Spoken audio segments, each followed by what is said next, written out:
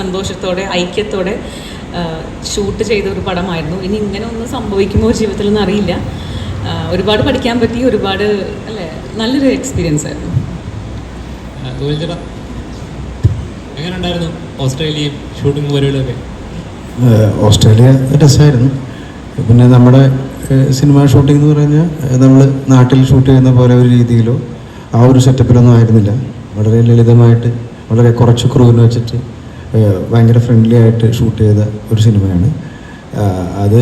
എനിക്ക് തോന്നുന്നു റഷീദക്കും അതുപോലെ തന്നെ ഈ DOP അണ്ണനൊക്കെയാണ് അങ്ങനെ ചെയ്യാൻ പറ്റുമെന്ന് തോന്നുന്നു. ഇത്രയും ലളിതമായിട്ട് വളരെ മിനിമൽ എക്യുപ്മെൻസും ആർട്ടിസ്റ്റിനെയൊക്കെ വെച്ചിട്ട് ചെയ്യാൻ പറ്റുന്ന ഇവർക്കൊക്കെയാണെന്ന് തോന്നുന്നു. അപ്പോൾ അതിൽ നമുക്ക് ചില സംശയങ്ങളൊക്കെ ഉണ്ടായിരുന്നു എങ്ങനെ വരും എന്നുള്ള കാര്യത്തിൽ. പക്ഷേ ഞാൻ സിനിമ കണ്ടപ്പോൾ ഹാപ്പിയാണ്, ഭയങ്കര രസമായിട്ട് വന്നിട്ടുണ്ട്. ആ ഒരു കാര്യങ്ങളൊന്നും നമ്മുടെ അടുത്ത് ഇല്ല, കൂടുതൽ സെറ്റപ്പ് ഇല്ലാത്തതിൻ്റെ ഒരു ദാരിദ്ര്യം നമുക്ക് സിനിമയിൽ ഫീൽ ചെയ്യില്ല. അതെല്ലാം മേക്കപ്പ് ചെയ്തുകൊണ്ട് വളരെ ഭംഗിയായിട്ട് നല്ല ക്യൂട്ടായിട്ട് സിനിമ വന്നിട്ടുണ്ട്. സാർ നമസ്കാരം. സാർ, ഇപ്പോൾ അതിൻ്റെ ട്രെയിലർ ഒന്നും ഇറങ്ങിയിട്ടില്ല, അപ്പോൾ ഒരു സോങ്ങേ ഇറങ്ങിയിട്ടുള്ളൂ. അപ്പോൾ അതിൽ എല്ലാവരും പറഞ്ഞ നല്ല വിഷ്വൽസ് ആണ്. ഓസ്ട്രേലിയ കണ്ടത് എല്ലാം എക്സ്പ്ലോർ ചെയ്തിട്ടുണ്ട്. എങ്ങനെ ഉണ്ടായിരുന്നു? എത്രത്തോളം കംഫർട്ടബിൾ ആയിരുന്നു അവിടെ ഷൂട്ട് ചെയ്യാനായിട്ടൊക്കെ? അല്ല, കംഫർട്ടബിൾ എന്ന് വെച്ചാൽ അങ്ങനെയല്ല. ഏത് സിനിമകളും കുറച്ച് റിസ്ക് ഫാക്ടർ ഉണ്ടാകും. ബട്ട് ഇത് അന്യ ദേശത്തിൽ ചെയ്തത് കൊണ്ട് ഇപ്പോൾ നമ്മളിപ്പോൾ ഒരു സ്ഥിരം അബ്രാഡിൽ ഷൂട്ട് ചെയ്യുന്ന ഭാഗത്ത് ഒരു മിനിമം ക്രൂ പോയിട്ട് ഒരു പാട്ടോ കുറച്ച് സാധനങ്ങൾ മാത്രം എടുത്തിട്ട് വരാനാണ് ഇവിടുത്തെ കൾച്ചർ പാറ്റേൺ. അപ്പോൾ നമ്മൾ ഈ മൊത്തം പരിപാടി അവിടെ തന്നെ ചെയ്യുമ്പോൾ അതിൻ്റെതായിട്ട് ബന്ധപ്പെട്ട കുറച്ച് ബുദ്ധിമുട്ടുകൾ ഉണ്ടായിരുന്നു. ബട്ട് ഈ കഥയും ഇത് അഭിനയിച്ച് സപ്പോർട്ട് ചെയ്ത ഈ ക്രൂ നല്ല നമ്മൾക്ക് ഫാമിലി ആയിട്ട് സപ്പോർട്ട് ചെയ്തുകൊണ്ട് ആണ് നമ്മൾ ഇത്രയും കാര്യങ്ങൾ ഭംഗിയായിട്ട് ചെയ്യാൻ പറ്റും. സോ ബുദ്ധിമുട്ടുകൾ ഉണ്ടായിരുന്നതും ഇഷ്ടപ്പെട്ട് ചെയ്യുന്ന സാധനമല്ലേ, ഇറ്റ്സ് കമ്മിങ് ഔട്ട് ഗുഡ്. ജിബിച്ചേട്ടാ പറഞ്ഞ പല നല്ല സിനിമകളും അല്ലെങ്കിൽ ചെറിയ സിനിമകളാവാം, പക്ഷേ വലിയ ബഡ്ജറ്റൊന്നും ഉണ്ടാകത്തില്ല, നല്ല കഥയായിരിക്കും, നല്ല കണ്ടന്റ് ആയിരിക്കും. പക്ഷേ തിയേറ്ററിൽ അങ്ങനെ ഓടുന്ന കാണാറില്ല. എന്നാൽ വലിയ മാസ് മസാല അല്ലെങ്കിൽ 100 കോടി 200 കോടിയൊക്കെ മുടക്കി ചെയ്യുന്ന ചിത്രങ്ങൾ ഒരാഴ്ച പോലും തിയേറ്ററിൽ നിൽക്കുന്ന നമ്മൾ കാണാറില്ല. എന്തുകൊണ്ടായിരിക്കും ഇങ്ങനെ സംഭവിക്കുന്നതായിരുന്നു? നല്ല കഥകൾ ഉണ്ടായിട്ട് അക്സെപ്റ്റ് ചെയ്യാൻ, അതായത് ചെറിയ ബഡ്ജറ്റ് ചെയ്യുന്ന പടങ്ങൾ വലിയ നടന്മാരൊന്നും ഉണ്ടാവത്തില്ല, ചെറിയ ബഡ്ജറ്റ് ആയിരിക്കും, നല്ല കണ്ടന്റ് ആയിരിക്കും, പക്ഷേ തിയേറ്ററിൽ ഓടുന്ന കുറവാണ്. ഒരാഴ്ച പോലും നിലനിൽക്കുന്നില്ല, പെട്ടെന്ന് തന്നെ വാഷ് ഔട്ട് ആകുമ്പോൾ വലിയ വലിയ താരങ്ങൾ വരുമ്പോൾ അല്ലെങ്കിൽ വലിയ വലിയ ബഡ്ജറ്റിലുള്ള പടങ്ങൾ വരുമ്പോൾ. എന്നാൽ വലിയ ബഡ്ജറ്റിൽ 100 കോടി 200 കോടി ബഡ്ജറ്റിലൊക്കെ ചെയ്യുന്ന പടങ്ങൾ തിയേറ്ററിൽ വരുമ്പോൾ കഥയുണ്ടാകത്തില്ല, പക്ഷേ തിയേറ്ററിൽ കുറച്ച് നാളെങ്കിലും പിടിച്ചു നിർത്താൻ വേണ്ടി പലപ്പോഴും ശ്രമിക്കാറുണ്ട്. എന്തുകൊണ്ടായിരിക്കും ഇങ്ങനെ സംഭവിക്കുന്നത്? നല്ല കഥകൾ മലയാളത്തിൽ മിസ് ചെയ്യുന്നുണ്ടോ? അങ്ങനെ ചോദിച്ചു കഴിഞ്ഞാൽ എന്നും എനിക്ക് തോന്നുന്ന തിയേറ്ററിൻ്റെ സ്വഭാവം അത് തന്നെയാണ്. എന്ന് വെച്ചാൽ ഇപ്പോൾ മാർക്ക് ഇടുകയാണെങ്കിൽ ഒരു 90 മാർക്ക് ഉണ്ടെങ്കിൽ അത് ശ്രദ്ധിക്കപ്പെടുള്ളൂ. നേരെ മറിച്ച് ഒരു ബ്രഹ്മാണ്ഡ സിനിമ എന്ന് പറയുന്നത് ഒരു 50 മാർക്ക് കിട്ടിയാലും ചിലപ്പോൾ പാസ്സായി പോകും. കാരണം അതിൻ്റെ ഒരു സ്വഭാവം അങ്ങനെയാണ്. അത് എന്നും സിനിമയിൽ അങ്ങനെയായിട്ടാണ് എനിക്ക് തോന്നിയത്. ഈ ഒരു പുതിയ പ്രവണതയൊന്നുമല്ല. കാരണം ഇവിടെ എന്തുകൊണ്ടാണ് വിജയ് സാറുടെയും സൂര്യ സാറിൻ്റെയൊക്കെ സിനിമകൾ വിജയിക്കുന്നത് എന്ന് ചോദിച്ചു കഴിഞ്ഞാൽ അതിൻ്റെ ഒരു ബ്രഹ്മാണ്ഡ നേച്ചർ തന്നെയാണ്. പക്ഷേ എഗെയിൻ അതിലും കണ്ടന്റ് വരുമ്പോൾ മാത്രമാണ് അത് വിജയിക്കുന്നത്. അല്ലെങ്കിൽ വിജയ് സാറിൻ്റെ എല്ലാ സിനിമകളും ഇവിടെ ബ്ലോക്ക് ബസ്റ്റർ ആവുന്നതാണ്. പക്ഷേ തരക്കേടില്ല എന്നുള്ളൊരു കണ്ടന്റ് വരുമ്പോൾ തന്നെ അത് വിജയിക്കപ്പെടുന്നു. നമ്മളെല്ലാവരും ഒരുപാട് സിനിമകൾ എല്ലാ ആഴ്ചയും ഇറങ്ങുമ്പോൾ സ്വാഭാവികമായിട്ടും പ്രയോറിറ്റൈസ് ചെയ്യുക എന്ന് പറയുന്നൊരു സാധനമുണ്ട്. ഈ ചെറിയ സിനിമകൾ എപ്പോഴാണ് വിജയിക്കുന്നത്? ആളുകൾ കണ്ടിട്ട് തരക്കേടില്ല, കൊള്ളാം എന്ന് പറയുമ്പോഴാണ് ചെറിയ സിനിമകൾ വിജയിക്കുന്നത്. ചെറിയൊരു എക്സാമ്പിൾ എടുത്താൽ തണ്ണീർമത്തൻ ദിനങ്ങൾ.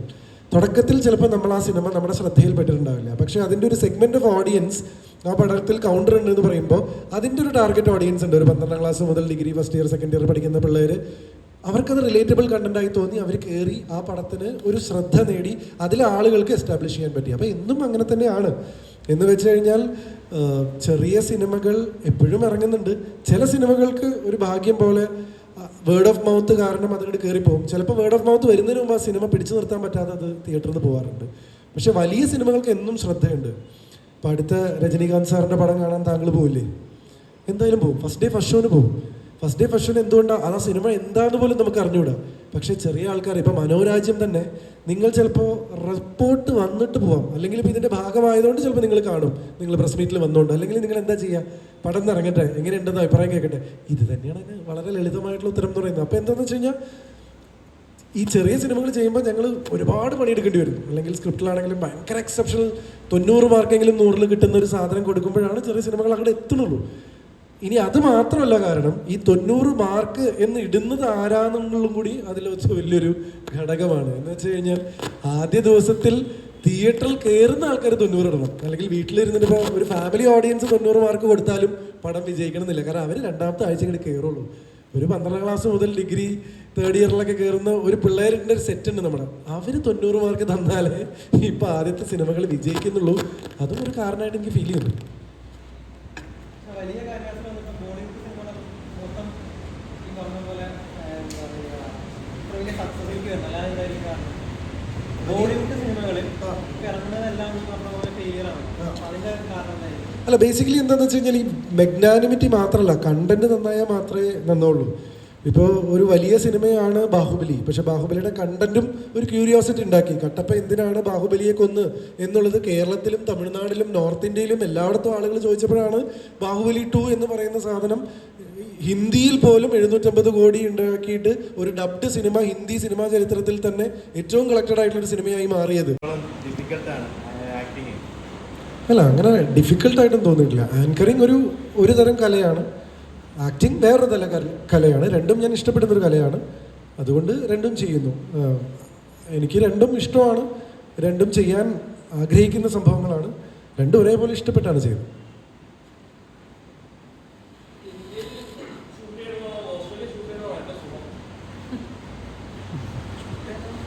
ഷൂട്ട് ചെയ്യുന്നത് എല്ലായിടത്തും ഒരേപോലെ തന്നെയാണ്. അല്ല, അവിടുത്തേതായ ബുദ്ധിമുട്ടുകളുണ്ട്. നമുക്ക് ലൊക്കേഷന് പെർമിഷൻ കിട്ടാനൊക്കെയുള്ള ബുദ്ധിമുട്ടുകളുണ്ട്. പക്ഷേ നമ്മുടെ നാട് ഒരുപാട് കണ്ടതുകൊണ്ട് ഒരു പ്രത്യേക സ്ഥലം നമുക്ക് കാണുമ്പോൾ ഉണ്ടാകുന്ന കൗതുകം വിഷ്വലിൽ വരാൻ സാധിക്കുന്നുണ്ട്.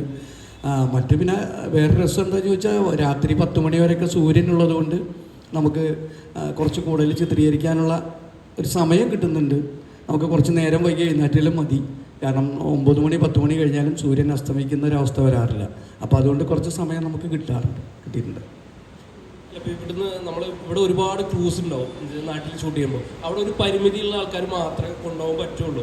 അപ്പോൾ അതൊക്കെ എല്ലാവരും അഡ്ജസ്റ്റ് ചെയ്യണം. അപ്പോൾ അതെങ്ങനെ ഉണ്ടായിരുന്നു ഈ അഡ്ജസ്റ്റ്മെന്റ്? അല്ല, ഞാൻ അടിസ്ഥാനപരമായിട്ട് ഈ മേഖലയിൽ വന്ന് ഷോർട്ട് ഫിലിമുകൾ ചെയ്തിട്ടാണ്. ഷോർട്ട് ഫിലിം ചെയ്യുന്നത് ഒരു ക്യാമറമാനും ഞാനും മാത്രമേ ഉണ്ടാവുള്ളൂ. ഒരു 17ഓളം ഷോർട്ട് ഫിലിം ചെയ്തതിന് ശേഷമാണ് സമീർ എന്ന് പറയുന്ന സിനിമ ആദ്യമായിട്ട് ചിത്രീകരിച്ചത്.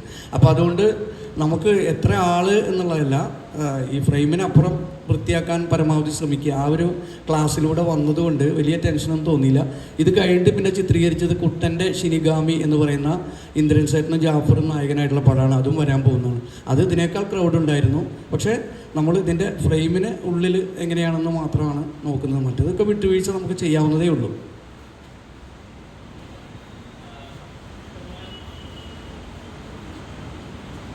ഇപ്പോൾ നല്ല മാർഷ്യൽ ആർട്സ് ഒക്കെ പഠിച്ചിട്ടുണ്ടെന്ന് പറഞ്ഞു കേട്ടിട്ടുണ്ടായിരുന്നു. ഇപ്പോൾ മലയാള സിനിമയിലെ മിക്ക നായകന്മാരും ഒക്കെ ഇതെല്ലാം പഠിച്ച് ഓരോ മേഖലയിലെല്ലാം പഠിച്ചുകൊണ്ടിരിക്കുകയാണ്. എന്തെങ്കിലും ബിഗ് പ്രോജക്റ്റ് വരുന്നുണ്ടോ?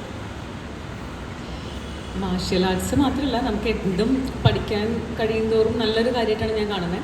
അപ്പം ഞാൻ നൃത്തം അറിയാം, മാർഷ്യൽ ആർട്സ് ഒരു സിനിമയ്ക്കായിട്ട് തന്നെയാണ് തുടങ്ങിയത്. അല്ലാതെ എനിക്കങ്ങനെ അതിൽ എന്താ പറയുക, കുറച്ച് അങ്ങനെ നല്ല ഭയങ്കര ശക്തിയുള്ള ശരീരമൊന്നുമല്ല. പക്ഷേ സിനിമയ്ക്ക് വേണ്ടി പഠിച്ചു തുടങ്ങിയതാണ്. അപ്പോൾ അതിൻ്റെ ചർച്ചകളും സംഭവങ്ങളും നടക്കുന്നു. അനൗൺസ് ചെയ്യാറായിട്ടില്ല. ചെയ്യുകയാണെങ്കിൽ അത് നടക്കട്ടെ, നല്ലൊരു കാര്യമാണ്. അപ്പോൾ ഞാൻ പറയാം, ജീവിതത്തിൽ ഉപകാരം. ഞാനിത് ഓസ്ട്രേലിയക്ക് പോകുന്നതിന് മുമ്പ് പഠിക്കാൻ പറ്റിയിരുന്നെങ്കിൽ എന്ന് ഭാഷിച്ചു പോകുന്നു.